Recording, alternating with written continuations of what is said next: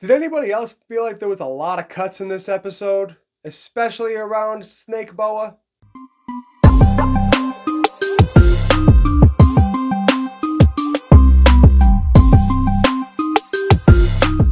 Alright, this is going to be more of a combination review for both episodes 1107 and 1108 of One Piece. But since they're going to be kind of combined, I don't want to do a long video. I'm going to keep it kind of condensed. So if there's something that I missed, I apologize. But I'm going to try and keep doing them week by week. Unfortunately, I had to go out of town last week. So this one is going to be a double header. So let's get into it and not waste any time. Last week's episode of 1107 was actually a really sweet episode because we're actually going to start in on the trauma for Kuma. We didn't get much of it this episode, if any of it actually. So I'm really happy that we touched on it last week. And oh man, the fact that you already know that he's a celestial dragon slave as a child, and they're literally trying to drag him back so they don't die. Like, this is ridiculous, man. Like, the trauma that this would cause to any child is insane. So let's be honest. This episode wasn't quite as favorable to me as last week's episode. I love last week's episode, but all I could focus on this episode was the 450,000 cuts that they were doing every time Boa seemed to get on screen. I don't know, maybe it was just weird, but it was something that I could not stop focusing on every single time she showed up. They just had to do that stall for time. Just drag everything out as long as you possibly can. We're catching up to the manga, so we need to somehow time the way to fill for time. So let's do a bunch of cuts, and to next week we're going to have a filler episode, which I'm extremely looking forward to, because any chance we get to look at the concept of the Yonkos, I am absolutely on board. They're I wanted to learn more about them. I'm sure you guys have as well, ever since we first got introduced to the entire concept back in the day. And now that we're going to get like a full like recap, everything, like information that they're going to try and introduce new information that we haven't seen before. I guarantee it. So I'm really looking forward to this episode, even though technically it's a filler, nothing, whatever. But I'm still looking forward to it. I usually like the filler episodes just because they're fun little episodes that kind of take you outside the box of the normal story that you're being told on a regular basis. Sometimes it's good to break away for something else. But besides the backstory for Kuma getting started, there wasn't really much to write home about last week. It's just the highlights of it really felt like a big highlight to me. So I wasn't going to hold anything against it. So I'm just going to keep rolling with the punches with that one. I very much enjoy the entire concept of the backstory for Kuma more than anything that kind of took away from last week's episode. Like Sanji. Oh my god, Sanji. Like I love the concept. Every time he's in a fight, he's like, yes, that he's the number one guy. He's like right up there with Zoro for me. I absolutely love the character when he's fighting. But anything that doesn't involve fighting absolutely drives me up the freaking wall. I I understand it's comedy, but like he's literally just like barking like a dog turning into a mutt over any single chick, and then meanwhile like it's just a tired concept. I know I'm gonna catch hate for it, and I apologize to any Sanji lovers out there because I love Sanji too. It's just this one particular aspect of the character drives me insane when it's overdone, and I don't know, it would work. I like that's why I like it with Brook. Brook is really good. Like he's still kind of a creep, but he's really good at fighting. He's really good at tactical wear, even though he is a bit of a comical character. But it's not on such a consistent basis as Sanji. And I don't know. I just get tired of constantly having to deal with slowing down the story just so Sanji can have a little bit of comedy. I don't know. That's just me. Actually, one thing about last week's episode that I really want to bring up that really made me laugh was I love Nami for that. No matter what happens, somehow she finds a way to find a big old bag of diamonds. Like, does anybody like? She finds out they're man-made, and all of a sudden she's just like the happiest woman. I don't think we're gonna get her off Egghead. If she's gonna try and steal that machine, she's gonna find that. And if she finds that machine, that would be pretty freaking sweet. Because then we'll just have like endless supply. I mean, it'd probably be pretty broken for the crew if they just had like a diamond making machine. They can just sell that.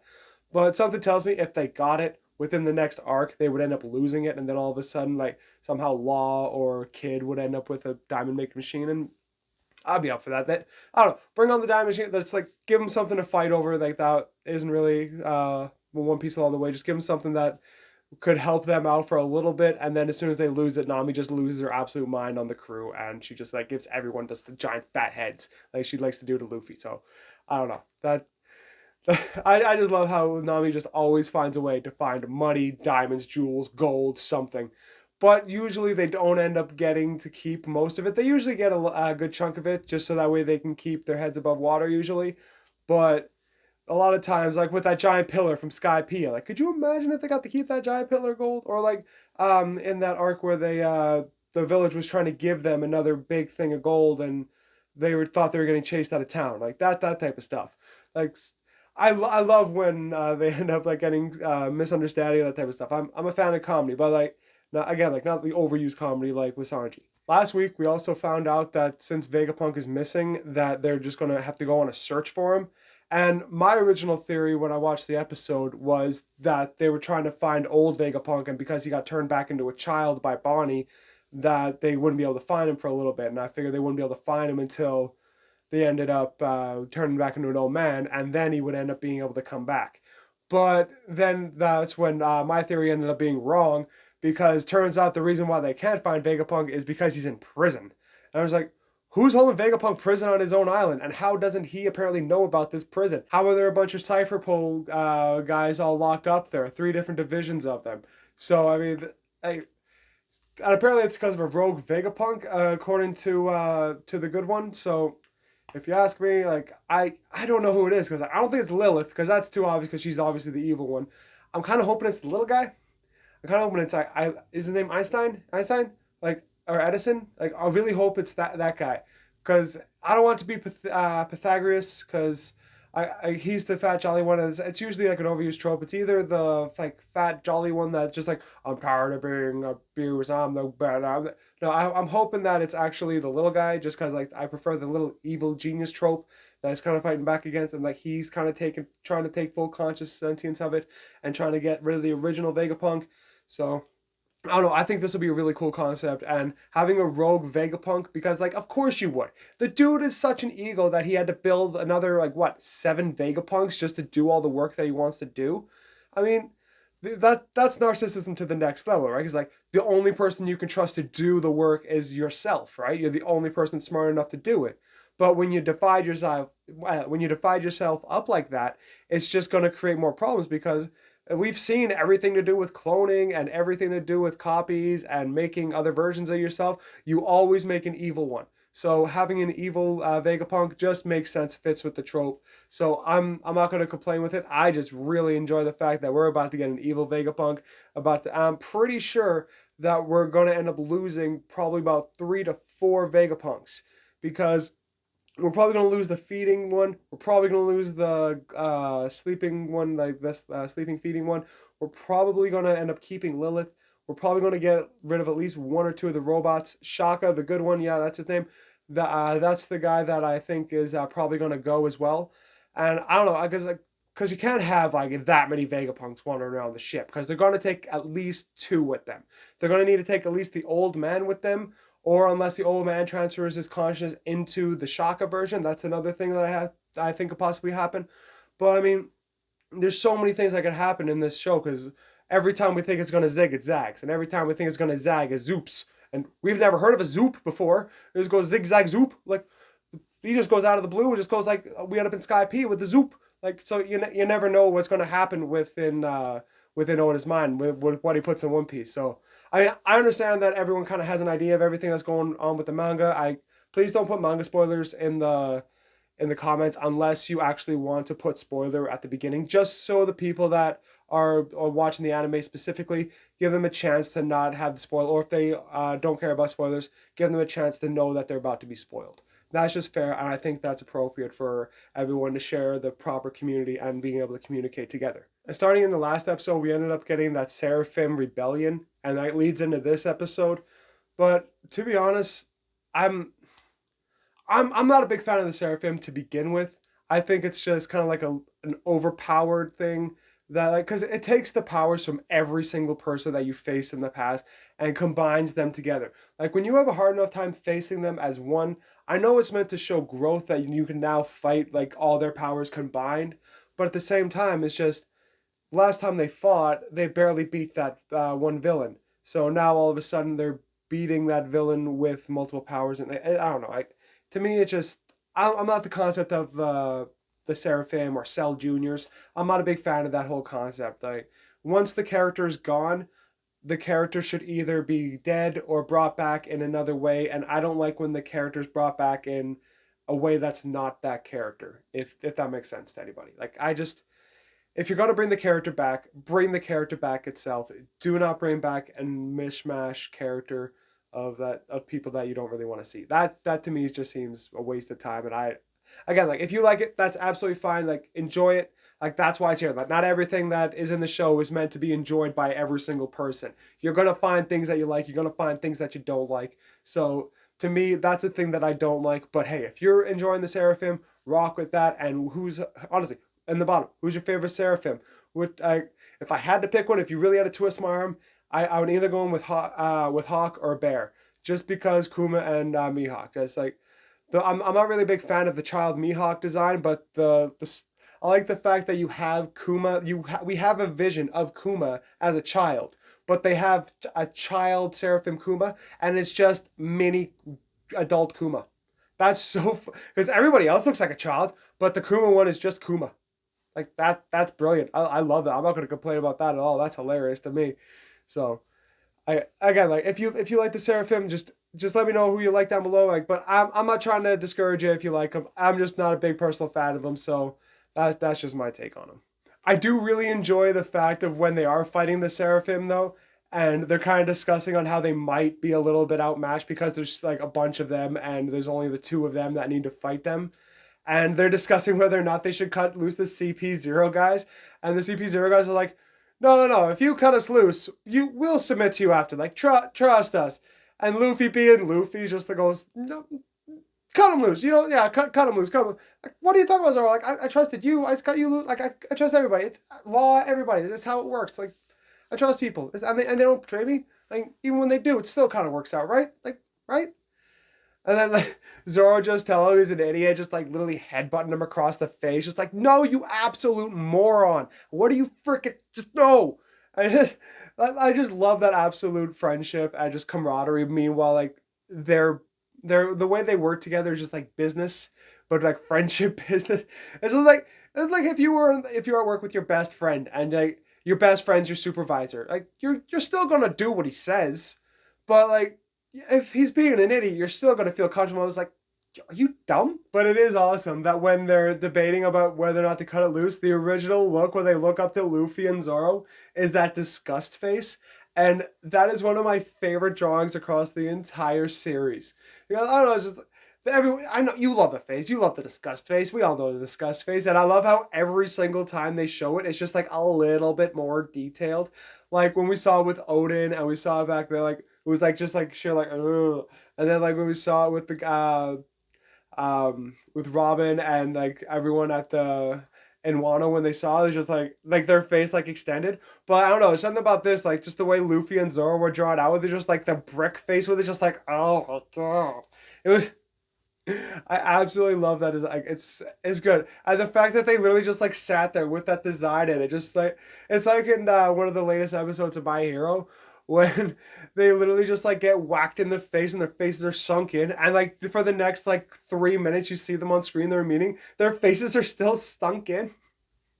So I don't know. Whenever like they just like go outside the box with the character design and that type of stuff from the normal within the show, I'm a big fan of it. It's just as long as it fits within the story and it actually works with the concept of what they're trying to tell. Like, cause again, they've proven that before. Like with the disgust face, whatever they saw, like the when Zoro was supposed to be executed in the poster, and like they all went like, "Ugh." It's. I absolutely love it when that's how they go about it, and then they just change it up a little bit. It's awesome to me. But that's when we end up getting another 60 or 70, 40,000 cuts as soon as Boa walks in the room. I mean, I do not understand what they were trying. Like, this show doesn't normally do this. And, like, even when it's like a high impact scene and they usually got like a bunch of cuts going, it's never anything like this. Like, at least not to to what anything I'm aware of, because I usually like to pay attention to the animation and the cut. And, like, that's a big thing about the show that I'm a big fan of. Because a lot of shows, like, whenever they draw, like, it's very square and it's very, like, slick and it's very, like, straightforward design. one of my favorite things about One Piece is just like within the main crew itself, like everybody looks different. There's like weird body shapes, like everyone's like warped and like there's different body frames and all that type of stuff. I don't know. It just takes away like the body image of like, and you just like you get like fat characters that are strong and like fast, and you get it's a good concept mix, and just like to me, it's a good way to look at in real life. Just because someone's big doesn't mean they're slow. Just because someone's small doesn't mean they're not strong. I enjoy the concept, and just like don't let someone's body shape or body frame or body style or anything about them determine who you think they are and what you think that they can do.